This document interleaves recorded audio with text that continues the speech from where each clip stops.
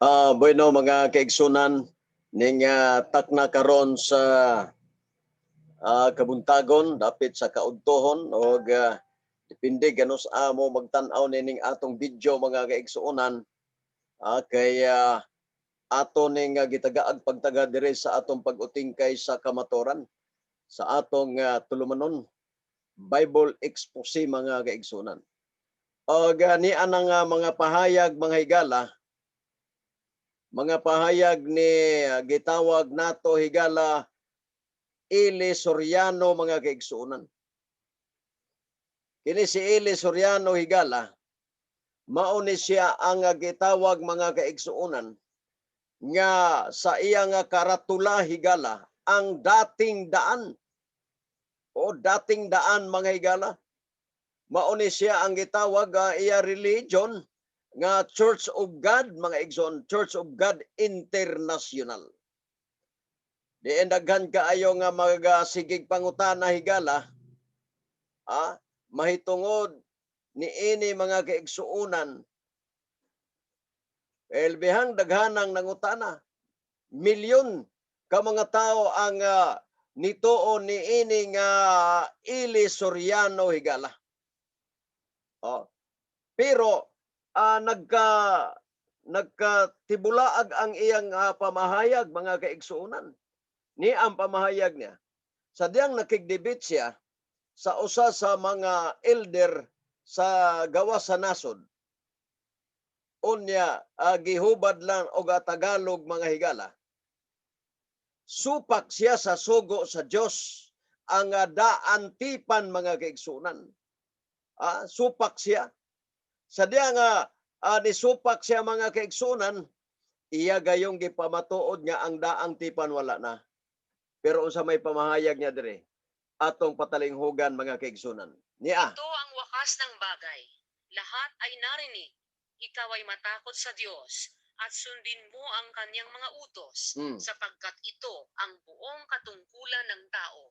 Tanyo, yung pala dapat nating maging katapusan yung pagsunod sa utos. Doon tayo dapat maukol ang buhay natin. Parang ganito. Bumili ka na 1 kilong baboy. Bumili kang bawang, paminta, toyo, suka. Tapos, inadobo mo. Di nasa nasa tasa na. Aba nakaligat kay nilamo ng aso. Naubos yung 1 kilong baboy na inadobo mo. Sabi nung may-ari, sayang naman. Napakawalang yaya kang aso, sayang yung isang. Sayang. Bakit sayang? Hindi natapos yung baboy sa dapat nakatapusan niya Ano ba dapat katapusan ng baboy? Tama, hindi. Saan ang katapusan ng dara? Sa baboy. Di ba yun ang katapusan ng dara, mga kapatid? Oo. Saan ang katapusan ng kaning baboy? Sa baboy. Parang ganito. Nung araw, meron akong manok. Wala kaming masyadong pinatagtad ko, kinakain ng manok ko Sabi ko, tamo nga, nung minsan naglilis ako ng libro, dahil ipis, hinabol nung aking manok. Yung palaka ko, no? Ang ipis pala, pwedeng magpalaki sa manok, sabi ko. Yung manok naman, pag lumaki na, kakainin ko naman. Kaya yung katapusan ng manok, akin.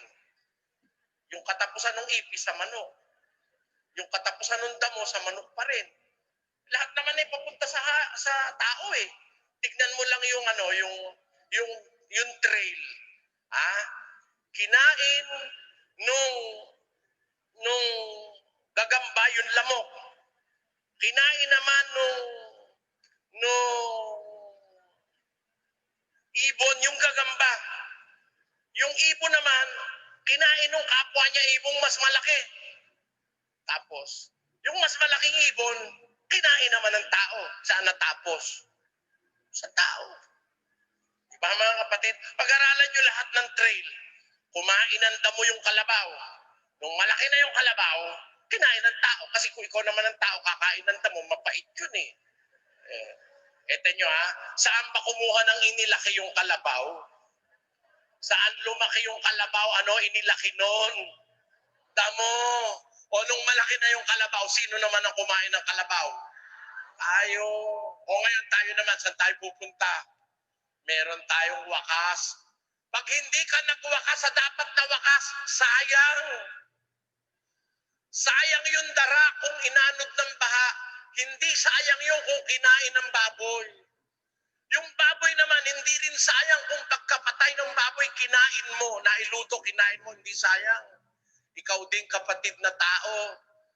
Sayang ka pag namatay ka sa sugalan, sa sabong, sa hotel na ang kasama mo yung ibang babae. Sayang ka. Kailan ka hindi sayang? Ito ang wakas ng bagay. Lahat ay narinig. Ikaw ay matakot sa Diyos at sundin mo ang kanyang mga utos sapagkat ito ang buong katungkulan ng tao. Ano raw po ang tungkulin ng tao? Pagsunod sa utos, yun ang wakas ng tao. Yun ang karapat-dapat niyang wakas. He must end there. At hindi siya sayang. Makabuluhan ho ang ating pagiging tao kailan pamat na sunod natin ang utos at kalooban ng Diyos para sa atin.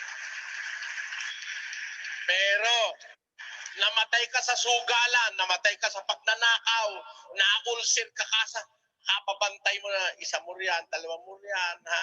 Kapa, mare, namumuro na ika ako, humanda ka, mare, ha?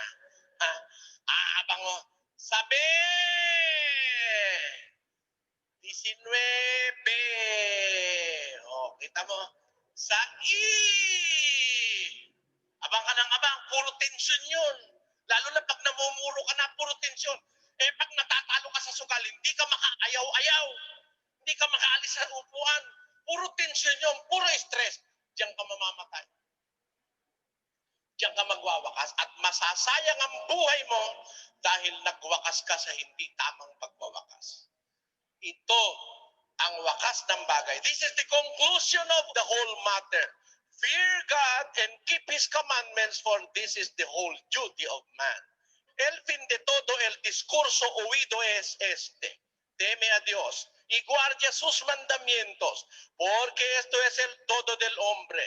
Kinimao ang katapusan sa butang, ang tanan nagdungog na, kahadloki ang Diyos, ug bantay ang iyang mga sugo, kay kinimao ang tibuok nga katungdanan sa tao. Ayon. Yan ang buong katungkulan ng tao, ang pagsunod sa utos. Kaya po, inaanyayaan ko kayo mga kapatid. Sumunod na tayo. Ayaw nyo pa ho? Sunod na. We have a leader in the person of our Lord Jesus Christ. Sundin natin siya sapagkat siya ang ating tanging mapapagkatiwalaan tungkol sa kaligtasan. Now, mga kaigsunan, ha? Atod pa niya mga higala, nga kinahanglan na sundon jud ang sugo sa Ginoo. Apan ang iyang pamahayag mga kapaglaom, ang pamahayag niya nga wala na ang daang tipan. O wala na daw kuno mga kaigsuunan.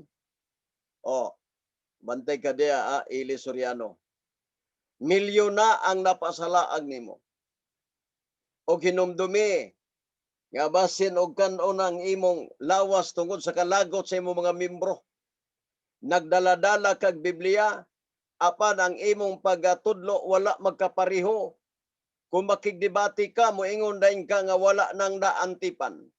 Apan kung mag-lecture ka, ipatuman de ay ang sugo sa Ginoo. Ha? Unsa naman ka?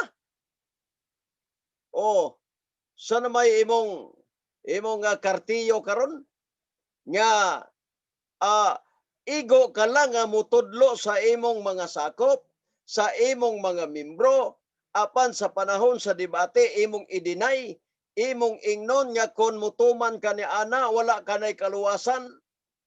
Ala kuno, hinuklugi kuno. Eli Soriano.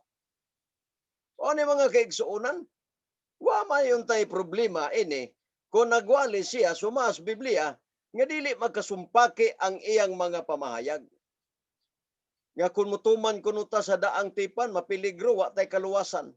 Apan karon gitudlo niya sa mga tao ang iyang gitudlo mga kapaglaom nga kinahanglan tumanon ako usa ka leader nga nag-ingon ninyo tumano nato ang sugo sa Dios. Kadloki ang Dios, Ecclesiastes 12:13, bantay ang iyang mga sugo. Mao ni karon mga kapaglaom mga kaigsunan. Nga ato kining giutingkay, ato kining nga giyagyag mga higala, ang usa ka binuang ni Ili Soriano higala nga dating daan nga gitawag mga kapaglaom Church of God International. Oh. Usa naman taong ka? Naingon anak magka. Nga kon ang mutuman kuno sa daang tipan peligro. Unya karon gitudlo na sab niya nga kinahanglan tumanon jud ang sugo nga naa sa daang tipan kun Ecclesiastes 12:13 kay naa man nabutang diha nga maoy katungdanan sa tao ang pagtuman sa sugo sa Dios. Oh, mao na mga kaigsuonan. Oh. Og ato ning tagaag pagtagad higala. Atong tagaag pagtagad ni kay peligro hapit ra bumabalik ang atong Ginoo mga kaigsunan. Mga kaigsunan na sa di pa ta magpadayon higala, mamati sa taga usa ka awit mga kaigsunan gikan sa Heritage Singers. Ato ning patalinghugan mga kapaglaom. Oh. Before ta nga mopadayon ining Bible expose mga kaigsunan, kini nga gipasabot higala, kini gipasabot mga kaigsuonan ni ining pamahayag ni Ili Soriano mga kaigsuonan. Usa kawit anang kaninyo.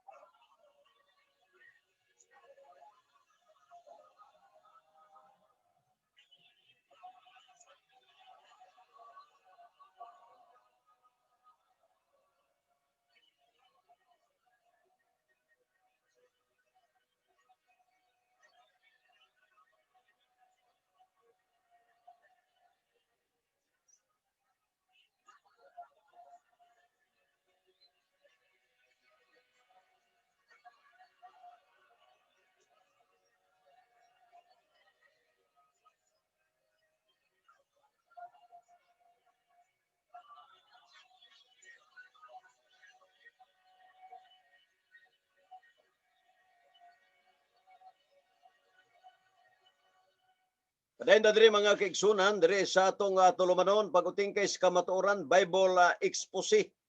Atong pasalamatan higala nga diin na ato nga discover kini nga pamaagi ni Eli Soriano mga kaigsunan nga mauni ang gisulti mga higala nga wala nang daan tipan pero mga kapaglaom iyang gipamahayag na karon nga bag-o mga higala nga okay di ay ang daang tipan mga kaigsunan.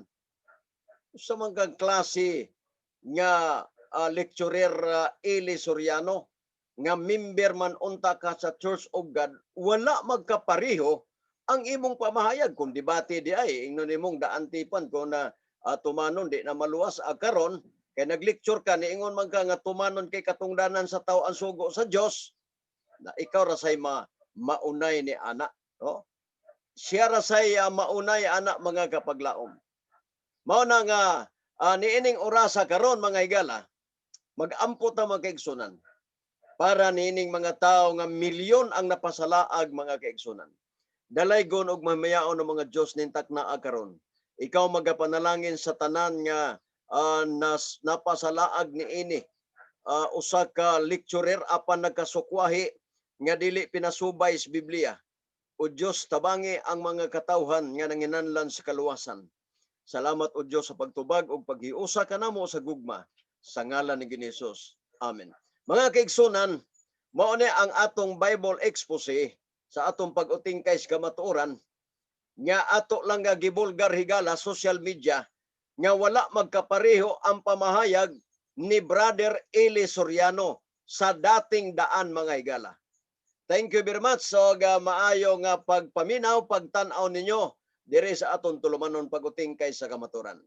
Ako magaingon, wala kitay mahimo sa pagpakigbatok sa kamaturan, kundili pagdapig sa kamaturan. Thank you very much. So, maing udto kanatong tanan.